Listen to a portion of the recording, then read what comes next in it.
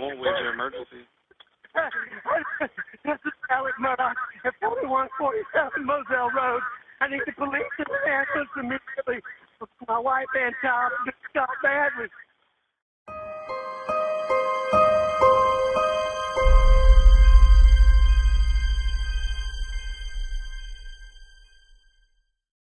Greetings everyone and welcome to True Crime Cast. I hope everyone is doing well out there today, because in this video we have one heck of a story to share with you. This story is going to be all about the fall of the Murdaugh dynasty in the South Carolina Low Country. Now to start off, I have to say this. Everyone mentioned in this video is innocent until proven guilty. These are just assumptions based on the evidence that we currently have, although there is one person in this case that I can say is guilty, and that'll come at the end. And just one more note, I have been researching this so much and watching so much video. If I come across with a southern accent at any point, I do apologize, but I have just been watching, and I feel like it is just kind of sneaking up on me sometimes. So if you hear a little southern draw, I do apologize. Now this here story has more twists and turns than an old South Carolina country road. It includes 5 deaths, multiple cases of fraud, theft, and betrayal on a level that is unheard of. It almost sounds like a real-life primetime soap opera from back in the 1980s like Dallas or Dynasty. Now with that said, let's dive right on in. Now this here twisted tale unfolds in the low country of South Carolina,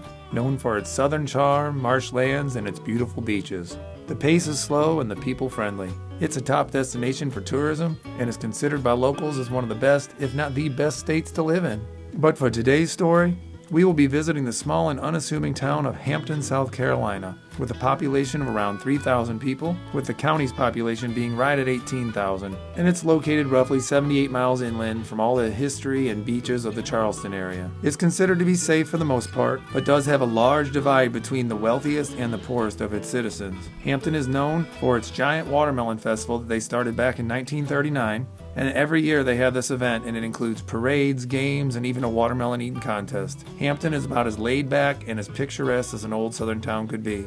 So the main players you need to know for this story are going to be Alex Murdaugh, or Big Red as his friends called him, which I will not be calling him, his wife Maggie, who he had met while attending South Carolina State and married in 1993, and their 2 sons, their oldest Buster and their youngest Paul. Now Alec was a prominent injury lawyer, or what some in this country would probably call an ambulance chaser, and was a partner along with his brother Randy at Peters, Murdaugh, Parker, Elzeroff, and Dietrich, or PMPED law firm, located in Hampton, and it is what allowed the Murdaugh family to build deep roots in the local judicial system. In fact, the Murdaugh family had held the 14th Circuit solicitor's position, or what most others around the country would call a district attorney's position, for 3 generations, starting in 1920 to 1940 with Randolph Murdaugh Sr. Then after he was killed in a train accident, his son Randolph Buster Murdaugh Jr. was elected to the position from 1940 until 1986 when he decided to retire. Then his son, Randolph Randy Murdaugh, held the position until his retirement in 2005. After Randy's retirement and a 2005 change in South Carolina's corporate venue law, which the Murdaugh family law firm had legally exploited for many years, no member of the Murdaugh family would ever hold that position of solicitor again. Although Alex Murdaugh did do volunteer work for the office from the mid-1990s on, it was his volunteer work that helped keep the family's long and close ties with law enforcement and judges as strong as ever, a detail that would later be scrutinized by outside authorities. So to set this up so you have a better understanding of exactly the situation that was going on there, you have to understand that the Murdaugh family in those parts were like Southern royalty. Some even referred to the area as Murdaugh country. The community loved them, law enforcement loved them. Overall, they were living the dream. Until that all changed on the fateful night of February 24th, 2019. Paul, Alec and Maggie Murdaugh's then 19-year-old son, had decided to invite his 5 closest friends out for a night of drinking, boating, and fun. Unfortunately, what they got was something completely different and set into motion a series of events that would leave multiple people dead and a dynasty in ruins. Late in the afternoon on February 24th, Paul is seen driving his truck with the family boat in tow. Paul pulls into a local Parker's gas station where he was captured on surveillance cameras using his older brother Buster's ID to illegally attain alcohol, and is even seen celebrating as he shows off his bounty to his 5 friends that were waiting in the truck for him to return. The evening festivities started at an oyster roast attended by Paul's parents, where the group of underage kids were allowed to freely drink. From there, it was straight out under the water for some more fun and drinking. The entire reason the group chose to use the boat instead of a vehicle was so that they could avoid the multiple known sobriety checkpoints that were set up all around the area, which would end up being a fatal mistake for one of those on the boat. While the group of underage kids were out on the water, they continued drinking and on Paul's insistence, decided that they would stop at a local bar on the water called Luther's, where you guessed it, a few more drinks were had, shots to be exact. While leaving Luther's, several of Paul's friends mentioned that he was way too drunk to be driving the boat, to which he allegedly shoved Mallory Beach and spat on his girlfriend. At some point, he was so drunk, friends say he stripped down to his underwear, which apparently was a normal thing for him to do, even in 40-degree weather. Unfortunately for all of Paul's now captive passengers, what they didn't know was that Paul Murdaugh, who was captaining the boat, had a blood alcohol level of 0.286, almost 3 times the legal limit. But what they did know was that Paul was so out of control that they started referring to him as Timmy, his drunk alter ego. Calling him this just angered him even more that night, culminating with an argument around 2:20 a.m. with Mallory Beach, which would enrage Paul enough to push the boat's throttle, that was currently at idle, to full speed, sending the front of the boat up in the air, making it difficult to see what was ahead. It was at this time the boat hit a concrete bridge pylon, traveling at 29 miles an hour. The force of the impact was so strong that it sent Paul Murdaugh, Mallory Beach, and her boyfriend Anthony Cook, who had Mallory wrapped tightly in his arms and were seated in the very back of the boat, flying over the full length of the boat, landing headfirst in the frigid waters of Archer's Creek. At 2:26, 911 is called. What bridge is Paul? What bridge is this? Paul, what bridge? 911, where's your emergency? Hello? Police, fire, EMS. Hello? We're in a boat crash on Archer Street. Whereabouts on Archer Street? In Archer Street, the only bridge on Archer Street. Archer Street? Archer's Creek. Archer's Creek. Archer's Creek. Is it? Okay. What's going on? It's by Paris Island. Right. What's going on? We're in a boat crash. You know what kind of a? A boat crash. A boat? Did you say a boat crash? A boat crash. Okay, so you're at the dock? Hello, are you at the dock? No, we just crashed in a boat. Okay, are you in the water or are you? We're in the boat. Okay. We have someone missing. Okay. Hang on 1 second, okay? Alright, Archer's Creek. Archer's Creek, correct? Paul, what is this bridge called? Okay, how far?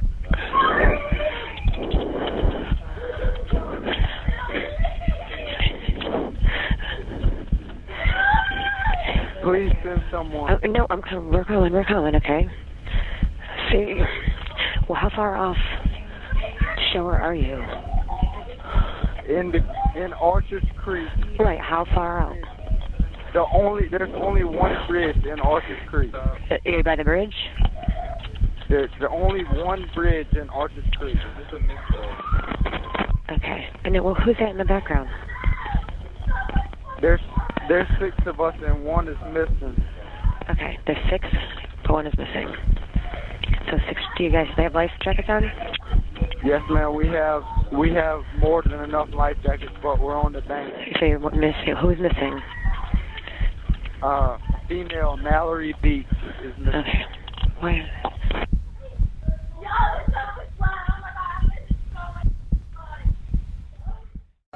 After the incident, it took 7 days and hundreds of law enforcement and volunteers to locate and recover the lifeless body of Mallory Beach. Mallory Beach was an intelligent, talented, and vibrant young woman with her entire life ahead of her, a life cut short by the direct actions of Paul Murdaugh. According to Connor Cook, the cousin of Anthony Cook, and who was also on board the boat that night, after the accident, Paul immediately kept telling the survivors to stay quiet about who was captaining the boat in an attempt to keep the eyes of law enforcement off himself. This misdirection by some aboard did seem to work for a while too, because even though there were copious amounts of alcohol recovered from the scene, and in the official law enforcement report it was was stated that all aboard were grossly intoxicated. No one thought or dared administer a field sobriety check or a blood alcohol check at the scene. This included Paul, who was immediately reported to law enforcement by Mallory's boyfriend, Anthony Cook, that Paul was the captain and that he had been drinking very heavily that night. Some say this oversight was done as a special favor to the Murdaugh family by law enforcement, but ended up not mattering since once they were all taken to the hospital, blood was drawn and the truth was revealed.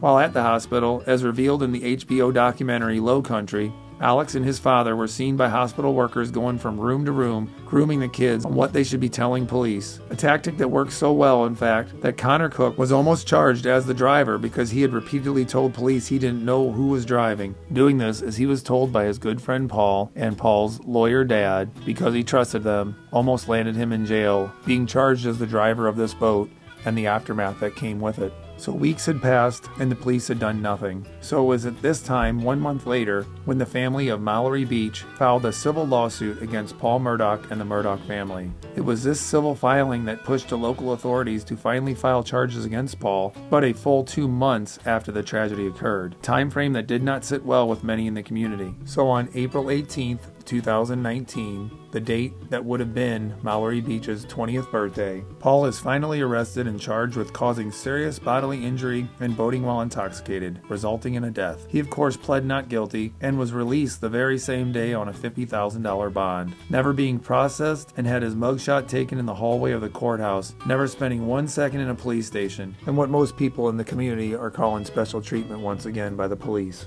Once filed, the civil lawsuit showed just how dirty the Murdaugh family financials were. It was these inquiries that started the beginning of the end for the once revered and feared Murdaugh family dynasty. It is at this point now that we're going to jump to the fateful night of June 7th, 2021, just 3 short days before the wrongful death civil suit of Mallory Beach was to begin.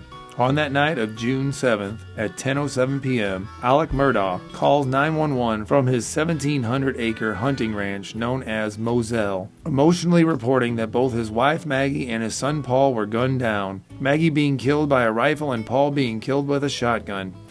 What's your emergency? This is Alex Murdaugh at 4147 Moselle Road. I need the police to answer immediately.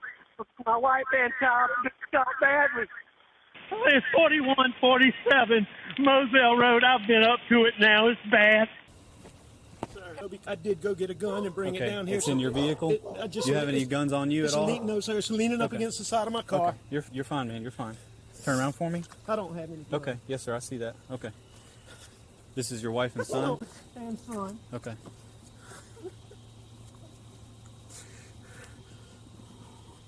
It's bad. It's bad. Check the pulses. Yes, sir.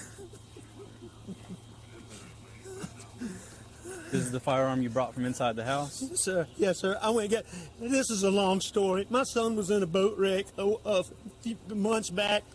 He's been getting threats. Most of it's been benign stuff we didn't take serious. Okay. He's been getting like punched. I know that's somebody. I know that's what it is. Okay. When did you get home? Right when you called, or did you go to the house first? Where is the house? I came to the house first. My mom has late stages Alzheimer's, and my dad is in the hospital. Okay. I left. I don't know what time. I can go back on my phone and tell you the exact times. Did you check? Okay. Did I check what? Did you check them? We got medical guys that are. That's what they're gonna do. Okay. What are they doing? Can they hurry? They are. Yes, sir. That gentleman that was out here already. He's one of the battalion chiefs. Okay. The original time of death is believed to be between 9 and 9:30, but this estimate will change later, and when it comes up, I'll make sure to point it out to you. And to just give you a heads up, June 7th started this, and now there is going to be basically a rapid fire of events that happen to this family. So there are going to be a lot of dates, but I'm going to go one by one with each date and tell you exactly what happened on that date, and then continue on, because otherwise I think this would take forever. But at least you'll get a overall knowledge of everything that happens in this case, so you know what's going on. So we have Paul and Maggie getting murdered on June 7th. 3 days later, on June 10th, the day that the civil court trial was supposed to start, Randolph Murdaugh III, Alex's father, dies at the age of 81 of a myriad of health problems that he was dealing with. No foul play is suspected. On June 17, 2021, just 7 days after Paul and Maggie were murdered, the Murdaugh family, including Alex's brothers, went on Good Morning America and stated that Paul had been getting death threats since the boat accident, but they weren't taking any of them seriously, so they were shocked when Maggie and Paul were murdered. However, Alex's brother Randy made the statement that Alec loved Maggie and Paul so much that he could never have done anything like that. He also stated that Alec was 64 miles away in Savannah, taking their sick father to the doctor, and that their tall tale would later be determined as a lie, an alleged attempt by Alec's brother to buy him some extra time and to throw the public off the real story. Then on June 22nd, 2021, it is announced that the South Carolina Law Enforcement Division, known as SLED, and remember that when I refer to SLED, that is going to be the South Carolina Law Enforcement Division, known as SLED.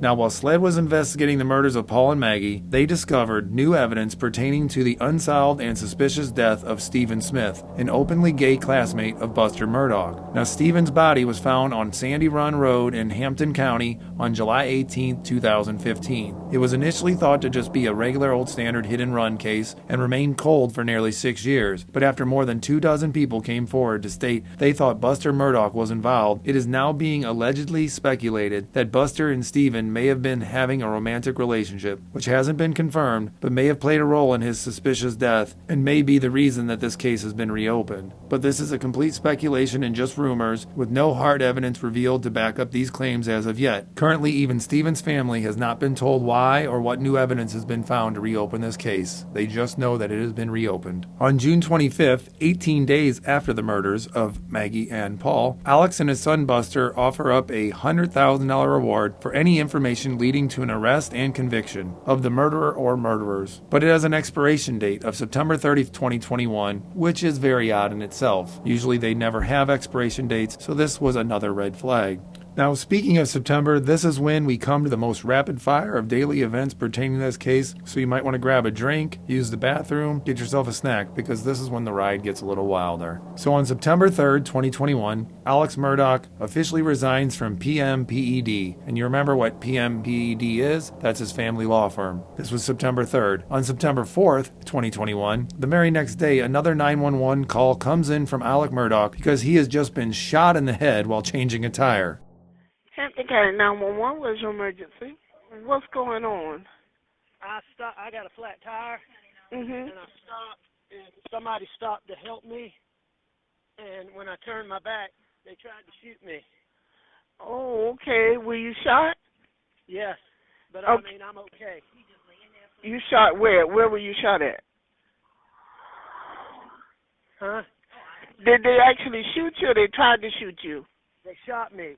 After going to the hospital, he was treated for a superficial gunshot wound that was not considered to be self-inflicted or life-threatening. However, we later find out that Alex's car has tires on it that can't go flat, that even if punctured, they remain drivable, and he had no reason to pull over to check his tires. 2 days later, on September 6, 2021, Alec makes his resignation from PMPED public, while also stating that he will be entering into rehab for a 20-year-long opioid addiction and apologizes for his many bad decisions his addiction has caused him to make, finishing up by asking for prayers for him and his family. The very next day, on September 7, 2021, PMPED announces that Alex was caught misappropriating funds in violation of PMPED standards, and his actions were being investigated by them, and his actions had also been reported to law enforcement and the South Carolina Bar. The very next day, on September 8, 2021, Alex's brother, Randy, makes a statement saying that he is shocked at the way his brother had been handling client settlements while at PMPED and was truly saddened by his brother's hidden drug addiction, and fully supported his decision to enter rehab but condemned his stealing. Also on this very same day, September 8th, Alex Murdaugh's law license is suspended by the South Carolina Supreme Court for his part in an alleged insurance fraud scheme, and then he also had allegations that he had stolen money not only from his clients but also from his family's law firm.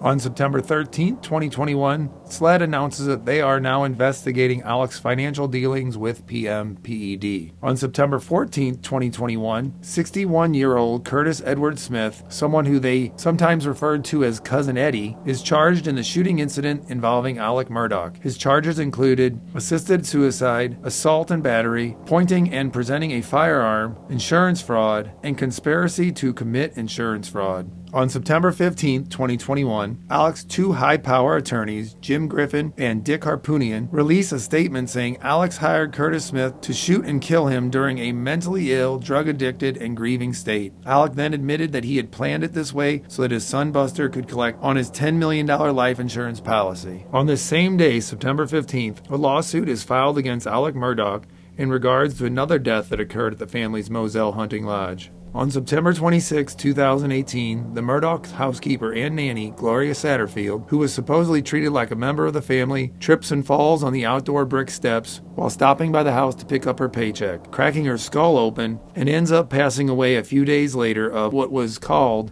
natural causes in the hospital. Neither before or after her death was there any investigation into the cause of her death or what led to her falling. Also, no autopsy was ever performed, which was also a bit suspect. After her passing, Alex Murdaugh encouraged her children to sue his insurance company for a wrongful death settlement. Alex even set him up with his very good friend and lawyer, Cory Fleming, to represent them. Alex Murdaugh, in turn, allegedly then stole the settlement money, leaving her children, who were facing eviction from their home, in financial dire straits. The lawsuit they filed against him was for $505,000, the sum that Alex had told them that they were going to get in the settlement, but in reality, this settlement was for $4.1 million, to which he never gave them a single penny. This case will later be reopened after speculation arose that Paul and Maggie allegedly could have played a role in her death. The entire 911 call is a bit odd, and Paul does mention picking her up and letting her fall again in his conversation with the 911 operator. Take a listen for yourself and see what you think.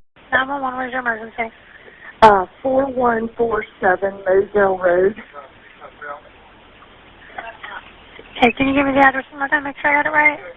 Yes, 4147 Moselle Road. Okay, what's going on out there? I'm sorry? What's going on out there? My housekeeper has fallen and her head is bleeding. I cannot get her up. Okay, you said she's fallen. She's bleeding from the head? Yes. Okay. How old is she? I'm not sure, like 58 maybe. Do you know if she fell from standing or not? No. No. Where'd she fall from? She fell going up the steps, up the brick steps. Okay, so she outside or inside? Outside. Okay. How many steps is there? 8. Okay, is she on the ground or is she up near the top? She's on the ground. She's on the ground. She's on the ground. Is she conscious? No, not really. Is she awake at all? Yes. Okay.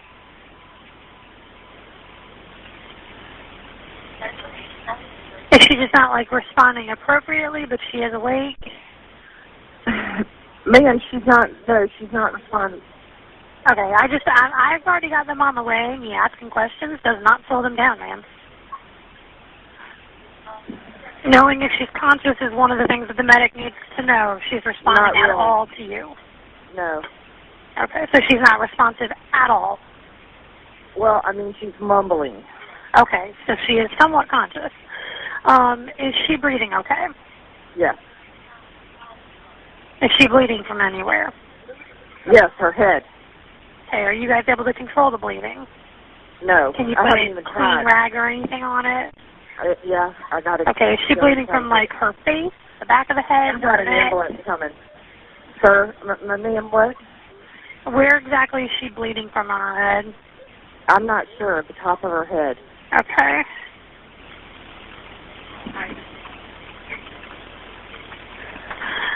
Okay. Oh, gosh. What happened?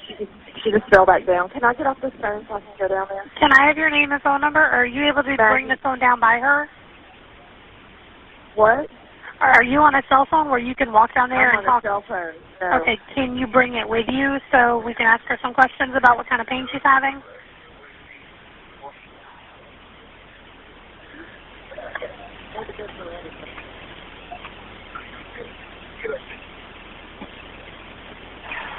Hello? Yeah, can you ask the patient what kind of pain she's having? Ma'am, she can't talk. Okay, do you know... She's cracked her head and there's blood on the concrete and she's bleeding out of her left ear. Okay, she's bleeding out of her ear? And out of her head. She's cracked her skull. Okay. All right. The other lady said that she had tried to stand up and fell down again. No, I was holding her up. And Okay. she told me to turn her loose and she was trying to use her arm, but then she fell back over. Okay. Do you guys know who she is? Yeah, she works for us. Okay. Do you know if she's ever had a stroke or anything before? Man, can you stop asking her these questions? I already have them on the way. Me asking questions does not slow them down in any way. These are relevant questions that I have to ask for the ambulance. And now that you're all caught up on the Gloria Satterfield portion of this case, we will be returning back to our timeline.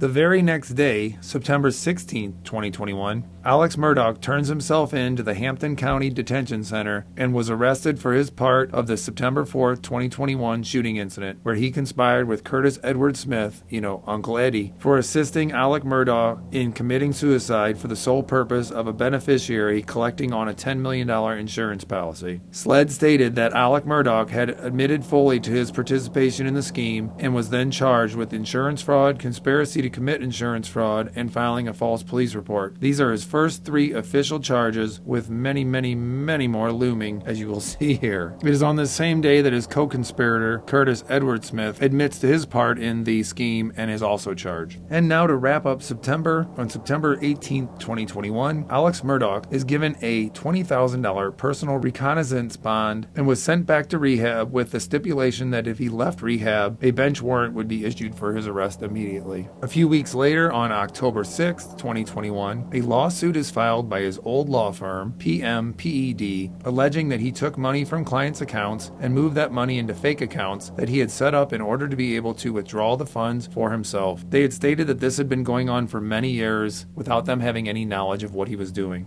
It is also around this same time that Alec and Buster's assets are completely frozen by the courts, leaving them with no money for their day-to-day expenditures. On October 14, 2021, Alec is released from rehab in Florida, where he is then immediately arrested by SLED and charged with 2 felony counts of obtaining property under false pretenses, these stemming from the death of his ex-housekeeper, Gloria Satterfield. On October 15, 2021, Alec's high-power lawyer, known as the Bulldog, went on Good Morning America and basically set the groundwork for his client's defense by stating that Alex Murdaugh had medical proof showing that he had suffered from long-term opioid addiction, and that is simply why he did all those bad and terrible things that he did. It wasn't his fault. It was the opioids. Alec is a really good guy. It was just the drugs. So, you can't blame him for that. 4 days later, on October 19, 2021, Alex Murdaugh is denied bail in order to undergo a psychiatric evaluation. Then in early November, Alan Wilson, who is the Attorney General for the state of South Carolina, announces that a Hampton County grand jury has issued indictments for Alex Murdaugh, which include conspiracy, false claim or payment of $10,000 or more, and for filing a police report stemming from his attempted suicide scheme. His co-conspirator, Curtis Edward Smith, was also given similar charges as well. So for all of you out there keeping score, or at least for all of you that are trying, at this point, Alex Murdaugh has 27 counts against him, which include 4 counts of obtaining property under false pretenses, 7 counts of acquiring property under false pretenses, 7 counts of money laundering, 8 counts of computer crimes, and 1 count of forgery. But wait, there's more. In early December, more charges are filing, running the gambit from breach of trust, crimes involving the use of computers, and 1 more count of forgery in another scheme in which he was found to be trying to allegedly steal from clients another $1.3 million, for a total in just December of $6.2 million that he was attempting to steal from clients. On December 13, 2021, Alex Murdaugh's bail is set at a staggering $7 million, and with his assets all frozen, this was an impossible amount of money for him or his family to come up with. In late December, Alex and his lawyers agreed to pay out $4.3 million to settle the wrongful death suit brought against him by the children of Gloria Satterfield. Her children were suing to reclaim the original insurance settlement that Alex had stolen from them for the death of their mother at Alex Moselle hunting property. Now we entered a new year, 2022. Things are probably going to turn around for Alex and his family, right? Nope, new year, but the same old problems for old Alex Murdaugh. In early January, more charges are filed when it is discovered that he has allegedly stolen settlement funds from an injured highway patrolman a police officer, and then a man who was already deaf to begin with, who got in a horrible car accident, leaving him a quadriplegic. He would later die from these injuries before the suit was even settled. Alec represented them both and took both settlements, leaving the police officer and the family of this young man with not a cent. So let's go back to the old tally board here and see how many charges old Alex has. For those keeping track, we are now up to 71 charges against Alex Murdaugh, and he is believed to be responsible for stealing a total of $8.5 million by this time in early January 2022. On January 24th, 2022, the family of Mallory Beach, along with two other families that had kids on the boat during the accident that took the life of Mallory Beach, filed a claim against the estate of Paul and Maggie Murdaugh. Knowing that both Alec and Buster's assets were frozen, this was their only avenue for a settlement in a civil case. Now things stay uncharacteristically quiet for almost 3.5 months. That is until May 4th, 2022, when Alec is then charged with more financial crimes, along with his buddy and best friend and lawyer friend, Cory Fleming. For any of you that don't recall who Cory Fleming is, he is a lawyer that Alec would set his clients up with, who he would later then use to embezzle their money from, allegedly. On June 3rd, 2022, SLED has the body of housekeeper Gloria Satterfield that died unexpectedly at Murdaugh's Moselle property exhumed. This after the manner of death was brought up by the family in the civil case proceedings, believing that the original cause of death, being deemed natural causes, could possibly be inaccurate. On June 28th, 2022, Alex Murdaugh and Curtis Edward Smith are indicted with criminal conspiracy and narcotics charges. The conspiracy charges stemming from a scheme the two had developed where they would purchase and then sell oxycodone to local college kids. It is also at this time that Alec is indicted for his involvement in an alleged drug trafficking ring. Shortly after this, in late June, the State Attorney General for South Carolina, Wilson, indicts Alex Murdaugh on money laundering charges in connection to his drug involvement. Alec, over an 8-year period, wrote a total of 437 checks to Curtis Edward Smith, totaling $2.4 million, with Smith cashing them to use the proceeds to purchase, then distribute the illegal narcotics, while also using these monies to cover up other unlawful activities by Alec. Now let's revisit the tally board on these total charges. As of June of 2022, Alec now has a new total that is a whopping 81 charges. But like a as seen on TV product, I must say it, but wait, there's more. Because on July 13, 2022, Alex Murdaugh is formally disbarred by the South Carolina Supreme Court, adding 3 more charges to his tally in connection to his disbarment. Now up to this point, these have all been drug and financial crimes. But this would all change on July 14, 2022. On this day, Alec is indicted on 2 counts of murder and 2 counts of possession of a weapon during the commission of a violent crime. These charges stemming directly from the June 7th murder of Paul and Maggie Murdaugh at their Moselle hunting estate. Police state that they had evidence placing Alec at the scene of the crime while it was being committed, and not at his mother's house as he previously changed his alibi to. And not to confuse you, he was at his mother's house that night, but not at the time that the police now are saying the crime was committed. And since this trial is currently underway as I record this, I can tell you that the evidence that placed him at the scene was a Snapchat video that Paul was sending to a friend. His friend had a dog in the kennels. He wanted Paul to send him a video so he could check on the dog's tail. Well, it's during the taking of this video that Alec's voice can be heard in the background. You hear 3 different voices in the video. You can tell because they're so different, you can tell that they're different voices. Okay. Hey, he's got a bird in his mouth. Bubba. Hey, Bubba. That's a guinea. This Snapchat was never sent by Paul, but was still waiting to be sent on his phone, so speculation is that the murders happened within seconds of this video being taken, not giving Alec enough time to get to his mother's house. It was after viewing this unsent Snapchat that police then changed the time of death and window of time that the crime was committed, creating a clear picture that Alex was there. Now it is speculated that Alec's defense team will use this time change to call into question the accuracy of their new timetable and speculate about poor police work and the medical examiner's inability to get a correct time of death from the body evidence. And for whatever it's worth, also on this day, Alec's attorneys come out and release a statement denying that Alec had anything to do with these murders at all. And if those 2 things weren't enough for you on that day, we're going to add a third to that list. So on that same day, Russell Laffitte, a third co-conspirator and also the owner of Palmetto State Bank, was indicted on misappropriating client funds, basically acting in conservatorship membership for clients of Alec and Cory's that were too young to legally receive their payouts. This was to safeguard them from squandering the money away. Unfortunately for these clients, the 3 conspirators were taking money from these accounts, or loans, as I use air quotes, that were never going to be repaid. This now brings us to July 20th, where Alec pleads not guilty to the murder charges brought forth against him for the deaths of both Maggie and Paul at their Moselle hunting property. On August 19th, 2022, 9 more charges are levied against Alec, bringing his total up into the 90s, with a possible sentencing of up to 731 total years in prison. On October 13th, 2022, the date is set for the murder trial of Maggie and Paul Murdaugh, and it's going to be on January 23rd, 2023. So as of recording this video, we are currently halfway through the proceedings on this trial. And I must say, it is not looking great for Alec, but once we get a verdict, one way or the other, we will come back to this case and revisit the high points of the trial and discuss the outcome. So right now we're basically done with Alec until we find out what goes on with the trial. But I can give you an update on a couple of his co-conspirators. Banker Russell Laffitte was convicted on all 6 charges of conspiracy, wire fraud, bank fraud, and 3 counts of misapplying bank funds. He now faces up to 30 years in prison, but has already got the legal ball rolling by stating that he was going to be seeking a new trial. Cory Fleming is currently awaiting his trial and has made statements to the effect that he was also duped by Alex Murdaugh and that he is just another victim of Alec's twisted, drug-fueled life of lies.